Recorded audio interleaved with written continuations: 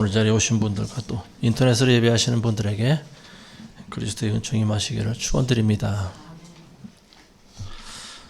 오늘 우리가 읽으신 시편 11편 말씀을 통해서 무너진 기초를 다시 세우자라고 하는 주제로 같이 말씀을 나누도록 하겠습니다.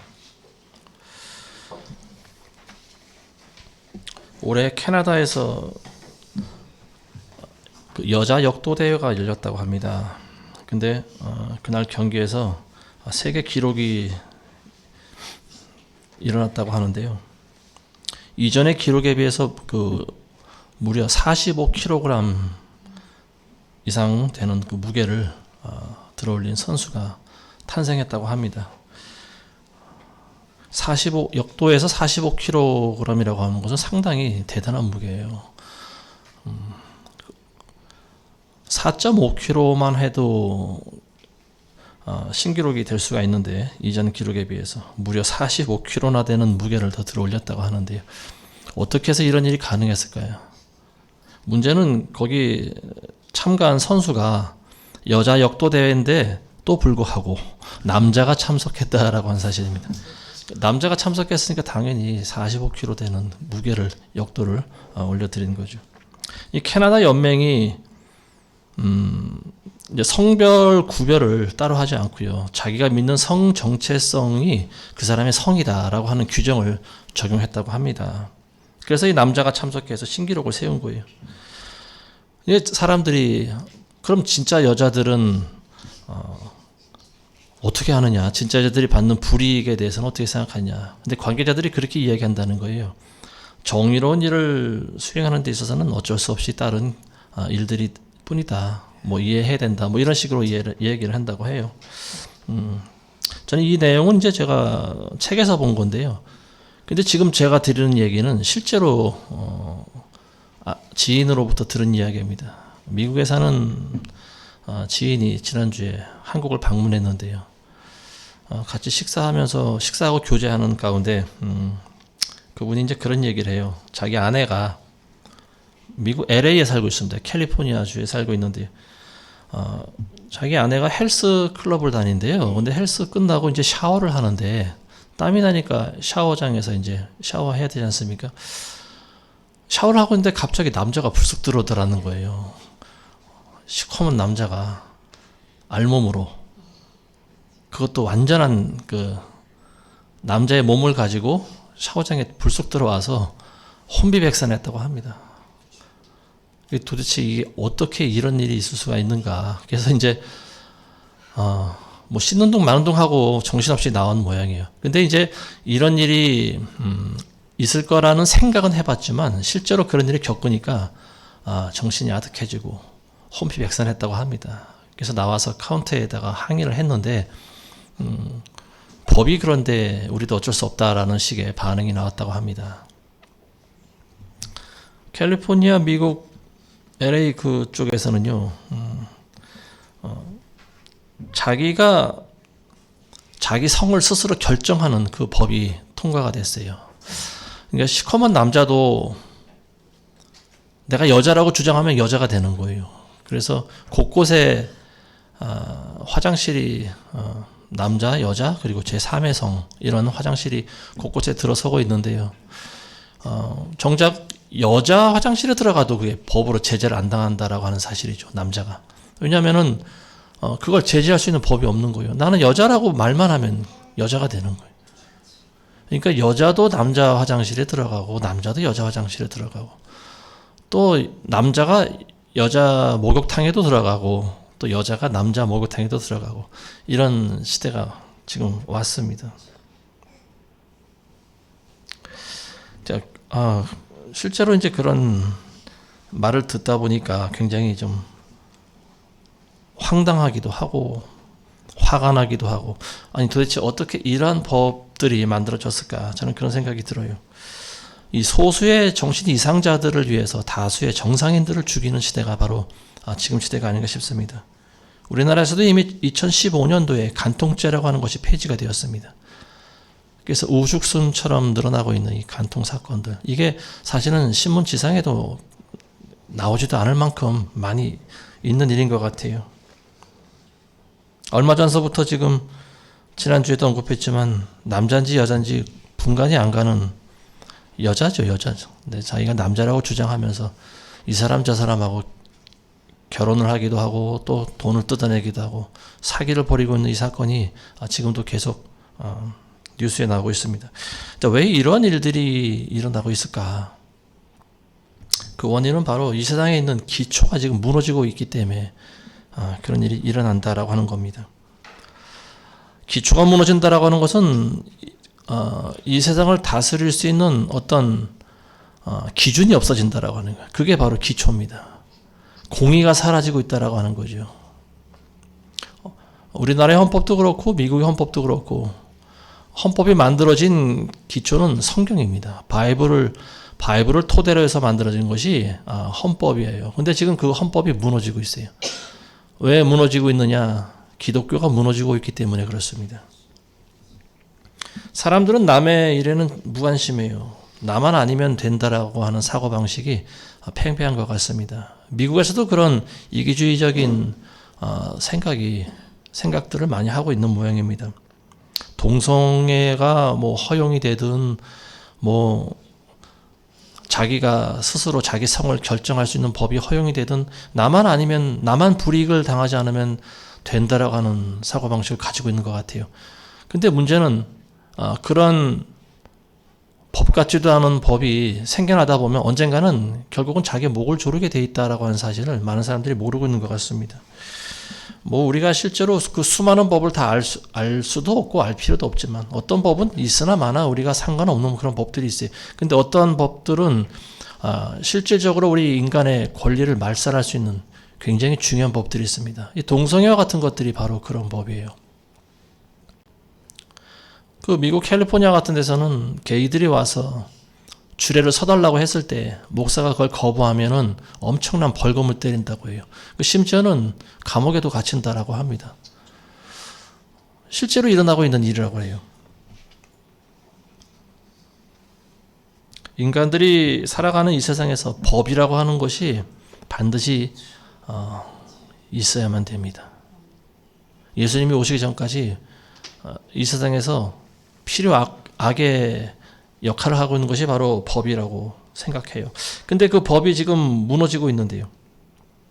말도 안 되는 일들이 자행되고 있는 그 이유가 바로 이러한 되지도 않는 법들이 자꾸만 생기고 있다라고 하는 거예요.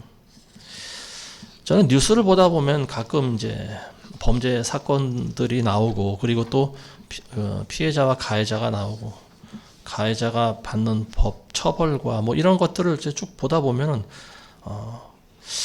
판사들이 좀 제정신이 아니라고 하는 그런 생각이 좀 들 때가 있어요. 왜냐하면은 인권 운운하면서 피해자보다는 가해자의 인권에 더 초점을 맞춘 그런 판결을 내린 것을 가끔 보고 있기 때문에 그렇습니다. 예를 들면 살인 사건이 일어났을 때 그 죽은 사람의 피해자들은 평생 마음에 상처를 안고 살아가야 됩니다. 그것도 그냥 일시적이고 우발적인 그런 사건에 의해서 죽은 것이 아니고 의도적이고 치밀하게 계획된 그리고 아주 반인륜적인 그런 범죄로 죽은 피해자 그리고 그 피해자의 가족들은 평생을 마음속에 분노를 안고 살아가야 될 것입니다. 그리고 그 상처는 이루 말할 수도 없겠죠. 사랑하는 가족을 잃어버린 가족의 그 마음 그걸 누가 씻을 수가 있을까요? 근데 그런 것들을 나라의 법이 어느 정도는 해소를 시켜줘야 됩니다. 똑같이 죽이지는 않더라도 철저히 피해자의 가족들의 마음의 보상이 어느 정도 될 수 있는 그런 법이 있어야 되는데 우리나라의 법은 솜방망이 법이라고 하는 말이 좀 맞는 것 같아요. 요즘 들어서는 이제 좀 그게 달라지고 있는 느낌을 조금 받고는 있지만 지난 5년 동안 지난 좌파 정권 동안 법이라고 하는 것은 정말 말도 안 되는 거였어요. 사람을 죽어나간 피해자는 그 가족들은 평생을 고통 가운데 몸부림치면서 살아가는데 살인자는 감옥에서 편안하게 살아가고 있는 거예요. 호텔 같은 감옥에서 먹을 거 다 먹고 누릴 거 다 누리고 편안하게 살아갑니다. 양심의 가책도 받질 않아요. 이 법이 공의롭고 정의로워야 됨에도 불구하고 이런 비상식적인 법들이 자꾸만 생겨나고 있어요. 그래서 우리가 이런 법들을 다 지키면서 이 땅의 시민으로 살아가다 보면은 정말 아무 생각 없이 살아가야 될 때가 있는 것 같습니다. 이 세상 권세 잡은 최종 권세자죠. 사탄 마귀. 이 마귀는 옛날부터 법을 통해 인간들을 다스렸습니다. 그리고 앞으로도 그런 법을 만들어 내리라고 보여집니다. 지금 미국은 소득세를 한 40% 정도를 징수한다고 합니다. 언젠가도 제가 말씀드린 것 같지만 100만 원을 벌면 40만 원을 세금으로 뺏어가는 거예요. 그럼 남은 거 가지고 먹고 사는 것이 쉽지가 않죠. 의료비는 상상을 초월할 정도로 비싸다고 하는데요. 우리나라 10배 이상, 그 이상 되는 것 같아요. 수십 배 많은 의료비가 나오는 것 같습니다. 3일 동안 입원했는데 무려 3일 동안 수술하고 이제 뭐 치료받고 하는데 치료비가 얼마 나오는지 아십니까, 여러분들? 2억 원이 나왔다고 그래요. 우리나라 돈으로. 치질 수술을 했다고 하는데요. 2억 원이 나왔다고 합니다. 근데 그것도 엉터리 수술이에요. 정말 상상할 수 없을 엉터리 수술을 해놨다고 그래요. 그래서 여러 번 그게 재발해서 수술을 받았는데 2억 원이 나왔는데 물론 이제 그 친구가 다행히 의료보험을 들었다고 합니다. 엄청난 액수의 의료보험을 매달 다 들어놔서 그걸 다 주진 않고 그래도 우리나라 돈으로 한 2천만 원가량 돈을 줬다고 합니다. 말도 안 되는 나라가 바로 미국인 것 같아요. 그러니까 웬만한 월급쟁이들은 요즘엔 집을 살 엄두를 못 낸다고 합니다. 그럼 거기 가난한 사람들 어떻게 살아갈까? 극빈자의 어떤 그 범위가 있는 모양입니다. 이 사람은 도저히 살아갈 수 없는 가난한 자다라고 판단이 되면 이 사람들은 오히려 나라에서 적극적으로 또 도와준다고 해요. 그래서 이제 그 집의 자녀가 공부를 잘하고 그러면은 이제 대학교 등록금서부터 용돈까지 또 지원해 준다고 하네요. 그러니까 먹고 살아갈 걱정이 없는 거예요. 오히려 극빈자들은. 그 뉴욕 같은 데 보면 노숙자들이 많이 생기고 있는 걸 우리가 보게 되는데요. 이 미국이란 나라가 과거에는 열심히 일만 하면은 그야말로 아메리칸 드림을 실현할 수 있는 그런 나라인 것 같지만 요즘엔 그게 잘 안 되는 것 같아요. 너무나 많은 세금을 떼어가기 때문에 그렇습니다. 그 열심히 일을 하는 사람과 놀고 먹는 사람과는 분명한 차이가 있어야 되지 않겠습니까? 근데 그런 차이가 없는 거예요. 열심히 일해서 한 달에 10,000불 벌어도 40%를 세금을 떼어가는데 대충 놀고 먹으면서도 웬만큼 먹고 살 수 있게 해주면은 차라리 일을 안 하는 편이 낫지 않겠습니까? 이제 많은 사람들이 이런 사고방식을 갖게 된 거죠. 열심히 일해서 돈 번 사람의 세금을 다 뜯어가지고 일 안 하고 놀고 먹는 사람한테 먹여 살리는 거예요. 이게 진짜 과연 자유시장 경제주의 국가에서 일어날 수 있는 일인가? 열심히 일하는 사람들은 놀고 먹는 사람들을 보면서 상대적인 박탈감이 들지 않을까? 당연히 들겠죠. 그러니까 점점 일을 안 하는 사람들이 많이 생기는 것 같아요.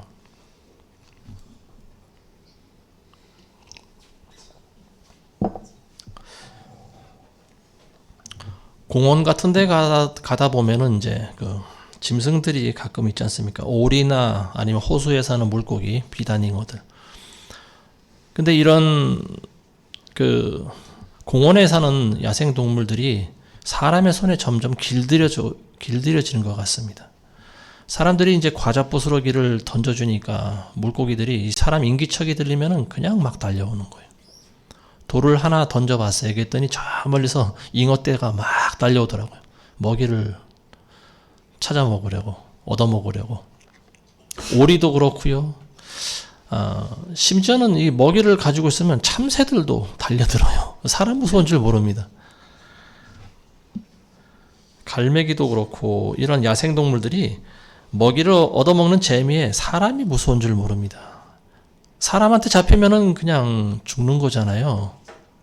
근데 요즘에 뭐 동물 보호법 같은 것도 생겨서 그런지 모르지만 예전처럼 그렇게 동물을 잡아먹지는 않는 것 같습니다.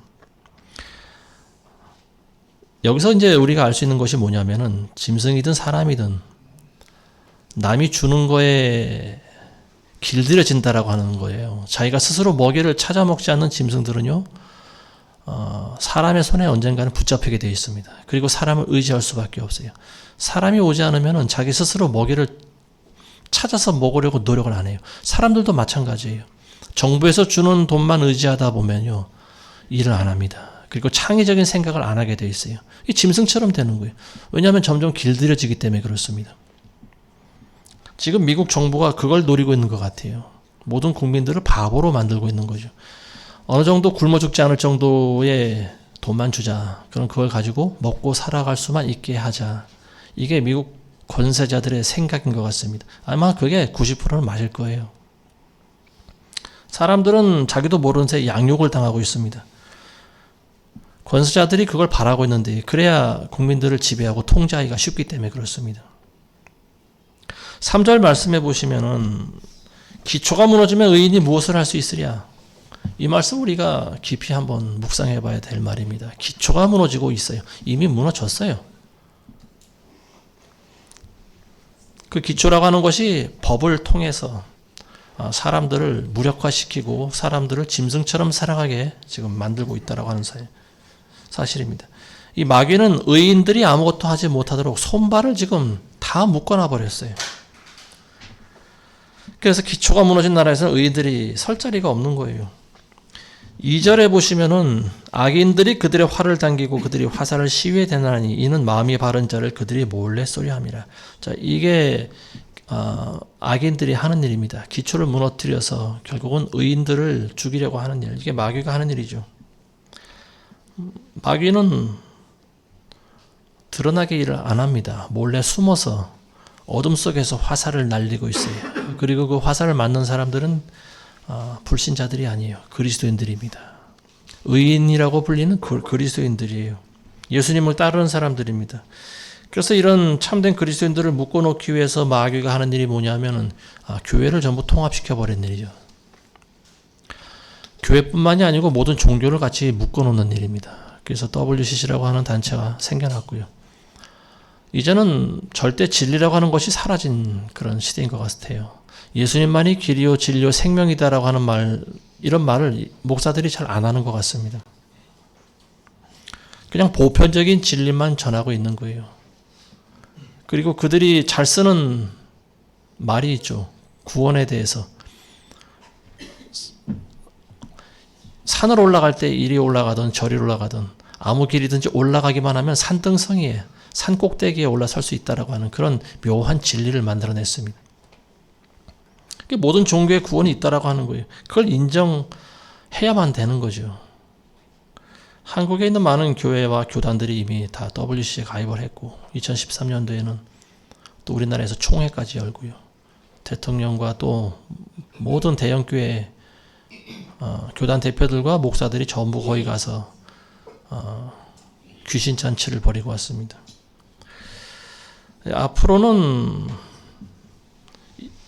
새로운 종교법이 아마 생겨나지 않을까 싶어요. 종교법이라고 하는 것은 절대 진리를 주장하며 잡혀가는 법입니다. 예수님만이 구원이라고 하는 것을 말하거나 전하면은요, 그 사람을 잡아 가두는 법이에요. 벌금을 물리든지. 이게 바로 종교법이에요. 절대 진리를 외치고 그리고 성경을 최고 권위로 생각하는 그리스도인들은요, 앞으로 무서운 고난을 받게 될 날이 곧 다가오고 있습니다. 이 교회들이 먼저 영적으로 무너지다 보니까 우리나라에 크고 작은 사건들이 끊이지 않고 계속 일어나고 있어요. 저희가 뉴질랜드에 있을 때지만 2014년도에 세월호 사건이 일어났지 않습니까? 지금도 이 민주당 정치인들은 지금도 그 사건을 계속 써먹는 것 같습니다. 근데 어쨌든 그걸 보면서 드는 생각이 그거예요. 배 이름이 세월호가 참 의미 있는 말이다라고 하는 생각이 듭니다. 세월. 어떤 세월이냐? 하나님의 은혜의 세월이 이미 침몰했다라고 하는 생각이 듭니다. 6.25 이후에 70여 년간 하나님께서 우리나라에 부어주셨던 그 은혜의 세월, 그게 이제 이미 침몰했다. 상징적으로 그 세월호 사건이 보여준 의미가 그런 것이 아닌가 싶습니다.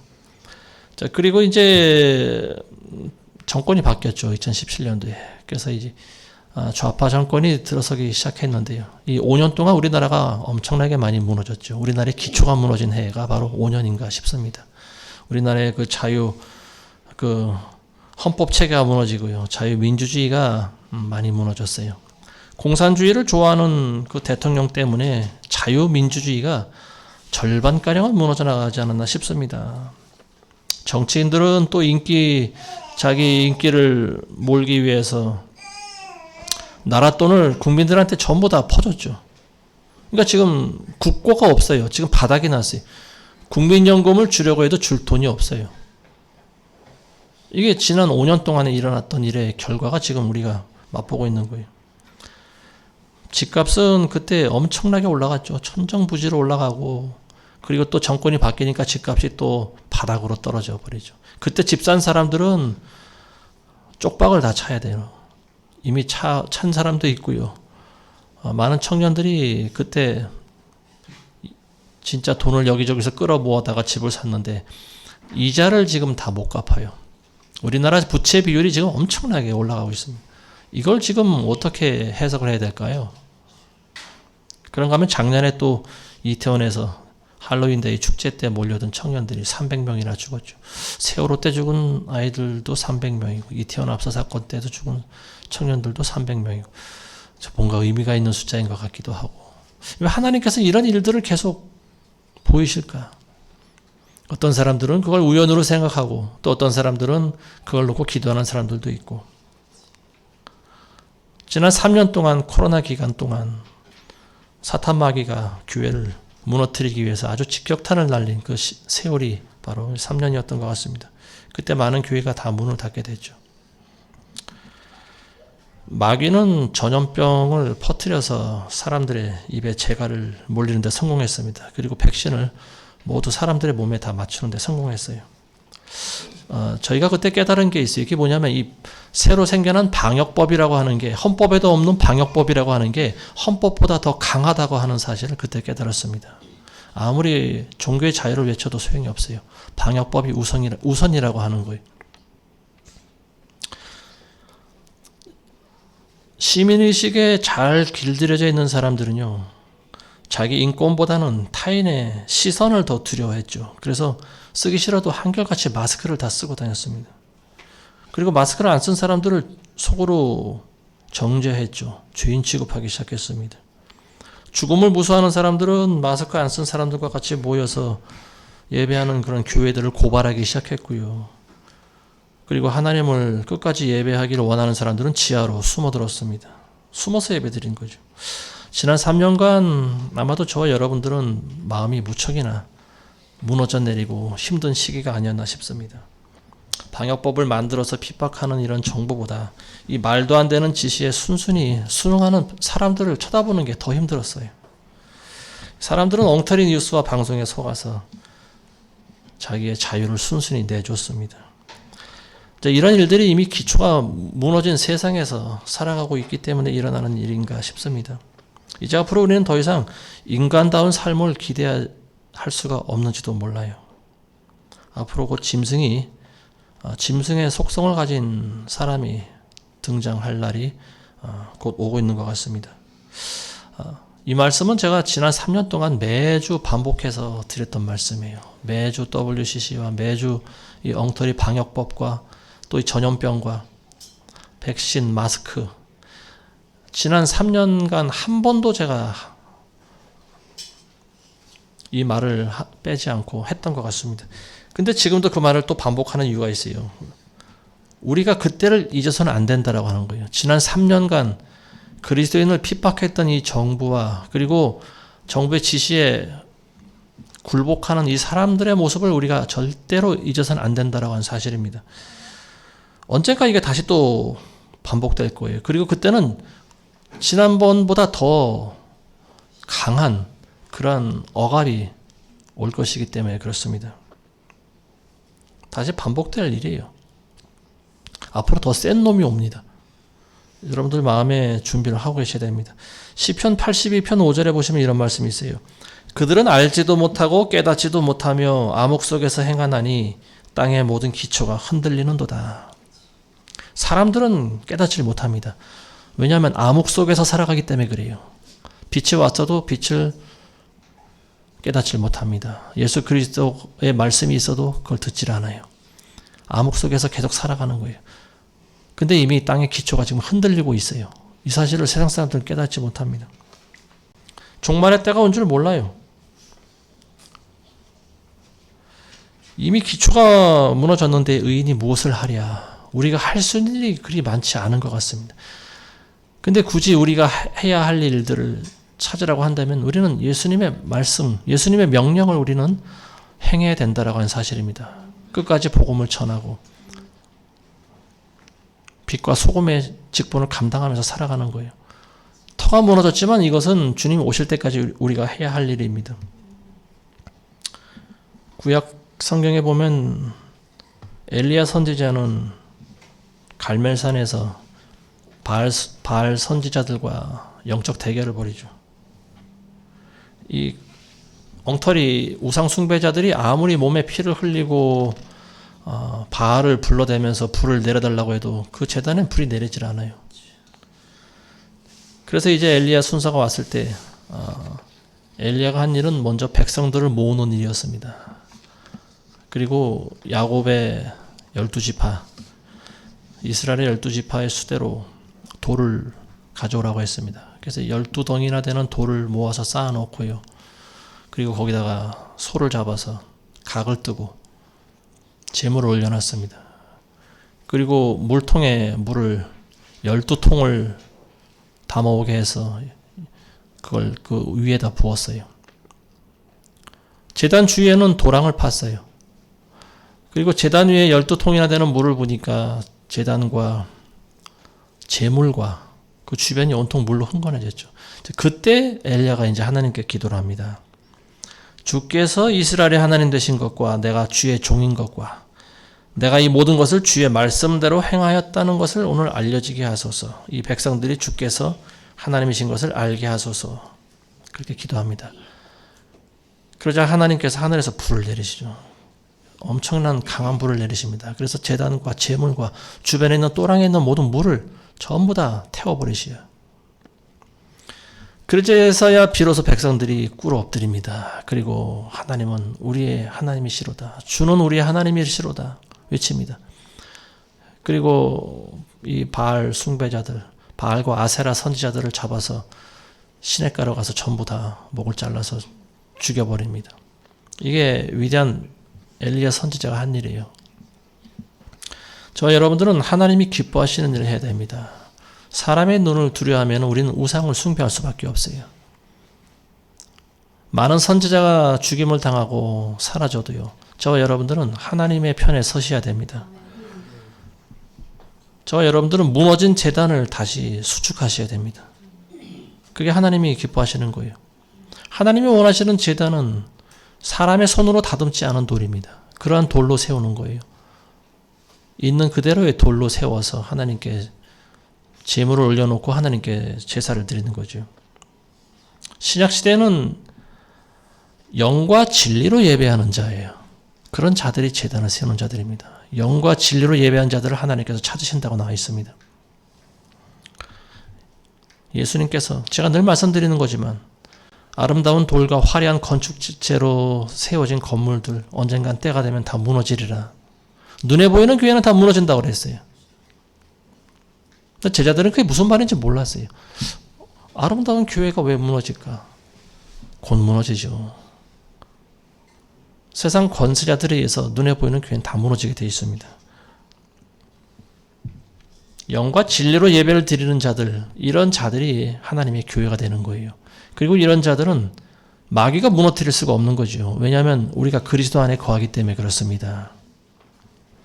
에베소서 2장 20절에 보시면요. 너희는 사도와 선지자들의 기초 위에 세워졌으며 예수 그리스도께서 친히 귀중한 모퉁이 돌이 되셨고 그분 안에서 건물 전체가 함께 알맞게 맞추어져 주 안에서 거룩한 성전으로 자라가며 또한 그분 안에서 너희도 성령을 통하여 하나님의 거처로 함께 지어져 가고 있는 것이니라. 사도와 선지자들의 기초 위에 우리가 세워졌다. 그리고 그보다 먼저 모퉁이 돌이 되신 분이 바로 예수 그리스도라고 하는 거예요.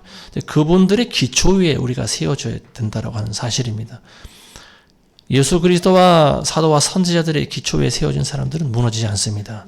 세상 기초가 흔들리고 무너져도 예수 그리스도 위에 세워진 교회는 무너지지 않아요. 예수 그리스도 안에 세워진 교회는 없어지지 않습니다. 영원토록 존속하는 거예요.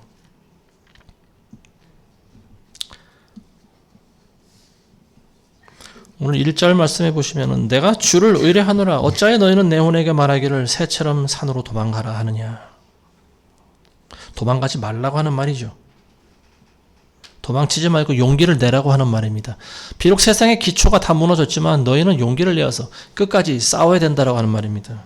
그게 우리가 의당해야 할 일이고 하나님이 기뻐하시는 일이에요. 마지막이 가까이 왔다고, 모든 기초가 다 무너졌다고, 악법들이 만들어지고 있다고, 전염병 시대가 도래했다고. 저희 여러분들이 아무것도 안 할 겁니까? 산으로 도망가서 숨어 있을 겁니까? 새처럼 산으로 도망갈 겁니까? 저희 여러분들이 해야 할 일을 해야 되지 않겠어요? 저희 여러분들은 끝까지 싸워야 됩니다. 주님 오시는 날까지 때에 따라 맞는 양식을 사람들에게 나눠줘야 됩니다. 그리고 가난한 자들을 위해서 빵과 복음을 전하고 예수 그리스도의 재림을 알려야 돼요. 불의한 일을 보고 여러분들 참지 마시기 바랍니다. 우리와 상관없는 일이라고 우리가 가만히 있으면 언젠간 우리도 거기에 당하게 돼 있어요. 옳다고 생각되는 일에는 여러분들이 적극적으로 동참하시기 바랍니다. 예수님의 재림을 알리시기 바랍니다. 예수님이 곧 오신다고 여러분들 선포하셔야 돼요. 예수님이 오셔서 만왕의 왕이요 만주의 주로 오신다고 하는 말을 여러분들이 선포하시기 바랍니다. 그게 곧 예수님께서 저와 여러분들에게 주신 달란트를 가지고 장사하는 일입니다. 쉬지 말고 복음을 전하고 예수님이 오신다고 하는 말을 계속 선포하는 일입니다. 이게 계속 장사하는 거예요. 지금은 우리가 이 세상 권세자들의 지배를 받고 있지만 우리의 진정한 통치자는 예수 그리스도십니다. 이거를 우리는 선포하는 거예요. 앞으로 예수님이 오실 때 진정한 우리를 지배하시고 우리를 다스릴 분이 바로 예수 그리스도시다. 이걸 알게 해야 되는 겁니다. 창세기에 보면 과거에 인간들이 하나님과 같이 높아지려고 반역한 사건이 있었죠. 바벨탑 사건입니다. 근데 하나님께서 그걸 보고 내려오셔서 그들의 기초를 흩어버리셨죠. 기초를 흩으신 것은 다른 게 아니고 인간들의 언어를 흩어버리신 거죠. 사람의 말이 곧 소통이지 않습니까? 그게 바로 기초가 되는 건데요. 그 사건 이후로 인간들은 서로 흩어져 버렸습니다. 그래서 수천 년 동안 살아왔고요. 그러다 예수 그리스도께서 다시 오시고요. 부활하시고 또 성령을 이 땅에 보내실 때 온 인류가 다시 하나 되는 사건이 일어났습니다. 그게 바로 성령을 통해서 우리가 말이 하나 되는 사건이죠. 그래서 온 외국어로 말했던 이 방언을 우리에게 주신 일이고요. 그리고 우리가 성령을 통해서 그리스도 안에 거하게 되신 사건입니다. 이게 바로 온 인류를 하나 되게 만드는 놀라운 사건이었습니다. 그래서 이제 우리는 하나가 될 수 있다라고 하는 거예요. 그래서 그리스도인들은 이 무너진 기초를 다시 세우기 위해서 노력을 해야 됩니다. 자, 요엘서 2장 12절 이하에 보면 이런 말씀이 있습니다. 좀 길지만 제가 읽어드리겠습니다.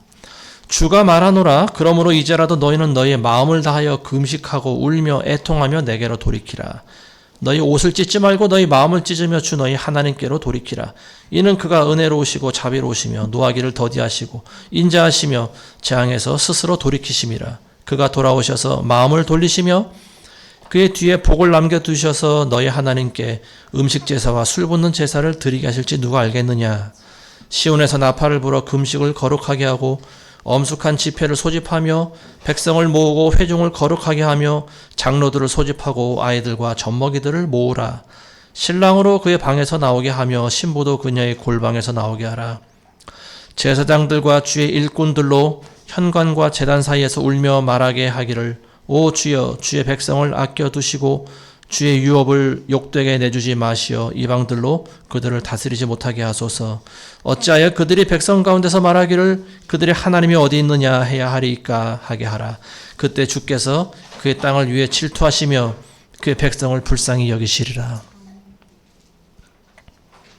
저 여러분들이 지금 기도해야 될 때라고 하는 사실을 여러분들 아시기 바랍니다. 하나님께 울면서 기도해야 돼요. 금식하면서 기도해야 돼요. 지금이 바로 그때입니다. 세상의 모든 기초가 지금 다 무너져 버렸잖아요. 우리가 할 수 있는 아무것도 없어요. 마귀는 의인을 죽이기 위해서 기초를 자꾸만 흔들어 놓습니다. 말도 안 되는 악법들을 자꾸만 만들어내요. 의인들이 할 수 있는 일이 없어요. 여러분들이 지난 3년 동안 겪어봤지 않습니까? 방역법을 만들어내니까 우리는 밖에 돌아다니지도 못하는 그런 시절이 있었어요. 마스크 안 쓰고 돌아다니면 누군가가 우리를 고발합니다. 그리고 또 우리가 주사 안 맞은 상태로 식당에 들어가지도 못했어요. 마트도 들어가지 못합니다. 공공장소에 들어가지 못해요. 심지어는 교회도 들어가지 못해요. QR코드를 찍어야만 교회에 들어가는 그런 시절이 있었습니다. 앞으로는 그보다 더한 핍박이 온다라고 한 사실을 여러분들이 인식하셔야 됩니다. 주의 종이라고 하는 목사들은 회개하셔야 됩니다. 그리고 무너진 재단을 다시 수축하셔야 돼요. 무너진 말씀을, 진리의 말씀을 지금 다시 선포해야 됩니다. 사람의 눈치를 보거나 사람을 기쁘게 하는 그런 설교를 하면 안 돼요. 오직 하나님이 기뻐하시는 그런 설교를 하셔야 됩니다. 많은 목사들이 가지고 있는 인본주의, 번영주의, 자유주의 신학 이런 사상들을 버리셔야 됩니다. 성경으로 다시 돌아가셔야 돼요. 사람들을 넓은 길로 가게 만드는 그런 헷갈리는 설교를 하지 마시고 좁은 길로 가라고 하는 그런 설교를 하시기 바랍니다. 성령의 은사와 능력을 부인하지 말고 먼저 본인에게 기름 부어달라고 기름 부음을 받으셔야 돼요. 그런 다음에 설교하셔야 됩니다. 그래야 올바로 진리를 전할 수가 있어요. 그리고 그 말씀을 듣는 이들에게 성령이 내리게 하실 수도 있는 거죠. 자기가 살려고 발버둥 치지 말고 먼저 죽어야 돼요. 목사들은 십자가에서 자기가 먼저 죽는 체험을 하시기 바랍니다. 먼저 자기 자신을 가르치고 성도를 가르치시기 바랍니다. 자아를 못 박으셔야 돼요. 이와 같은 일을 할 때 무너진 기초가 조금씩 세워질 줄로 믿습니다. 이제 말씀 맺겠습니다. 이스라엘과 하마스가 계속 전쟁하고 있는데요. 뉴스를 보다 보니까 폭격 맞은 자리가 정말 빈터만 남았더라고요. 건물이 부실해서 그런 건가 아니면 폭탄의 위력이 세서 그런 건가. 폭격된 장소에 보니까 건물이 정말 앙상한 뼈만 드러내고 있어요. 시멘트 그런 무덤이 돼버린 것 같습니다. 집을 잃은 사람들은 갈 곳이 없어요. 집터를 잃어버리니까 갈 곳이 없는 거예요. 친척집을 갈래도 친척집도 다 폭격당했어요. 그래서 이 사람들이 남쪽으로 도망가려고 하는데 남쪽에서도 잘 받아주질 않죠. 갈 곳이 없는 거예요. 터가 무너지면 갈 곳이 없다라고 하는 말이 바로 이와 같은 거예요. 기초가 무너지면 의인도 갈 곳이 없습니다.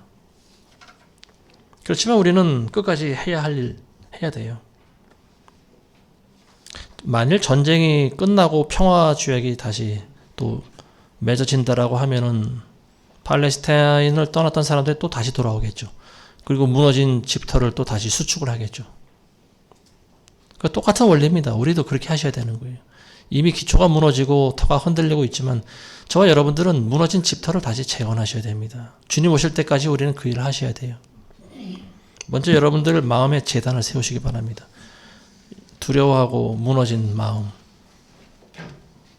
성령으로 충만했던 과거의 영광만 바라보지 마시고 지금 바로 이 순간에 여러분들 성령의 충만함을 달라고 여러분들 기도하셔야 됩니다. 그리고 무너진 가정 재단을 위해서도 기도하세요. 식구들과 함께 모여서 기도하시고 할 수만 있으면 금식하면서 기도하시기 바랍니다. 다시 하나님 앞에 나와서 무릎 꿇고 기도하셔야 돼요. 기도가 다시 회복돼야 돼요. 기도하시기 전에 먼저 용서를 하신 다음에 기도하시기 바랍니다. 남을 용서하지 못한 사람이 있으면 그 사람을 용서해야 돼요. 그래야 하나님께서도 그 사람의 기도를 듣습니다. 공의가 사라진 대한민국을 위해서 여러분들 기도하셔야 됩니다. 우리가 울면서 기도할 때 오늘 말씀과 같이 하나님께서 하늘에서 성령을 물 부듯이 부어주시라고 믿습니다. 그리고 우리는 목에 칼이 들어와도 절대 진리를 부인하지 않으면서 끝까지 싸우게 될 겁니다. 성령과 함께한 사람들은 끝까지 싸웁니다. 죽기까지 싸우는 거예요. 그렇게 싸우다 보면은, 그렇게 살다 보면 어느 순간 하늘에서 음성이 들릴 그 날이 올 줄로 믿습니다. 천사장의 호령과 나팔 소리가 울리고 하나님의 음성이 들려오겠죠.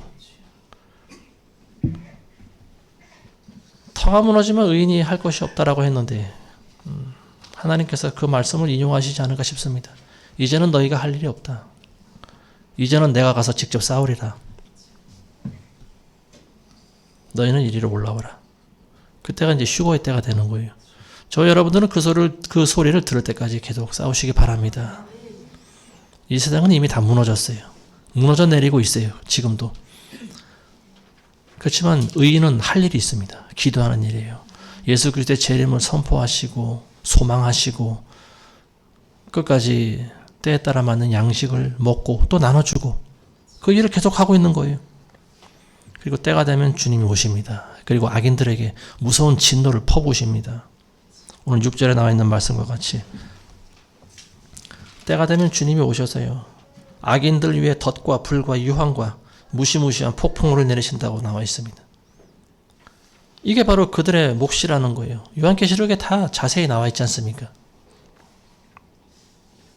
아무쪼록 이 말씀을 듣는 모든 분들에게 회개의 영이 임하시고요. 성령의 능력이 임하시기를 주님의 이름으로 축원합니다. 기도하겠습니다. 걸어가신 아버지 하나님 감사합니다. 아버지 오늘도 우리가 모여서 마음을 찢고 기도하기 원합니다. 이 나라의 모든 기초가 무너진 이 세상에 이 시대에 우리가 살아가고 있습니다.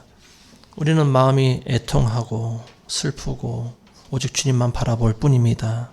성령님 오셔서 우리의 마음을 위로하시고 주님 오시는 날까지 우리에게 주어진 일들, 기초를 다시 세우는 일에 최선을 다할 수 있도록 인도하여 주옵소서. 예수 그리스도 이름으로 기도드리옵나이다.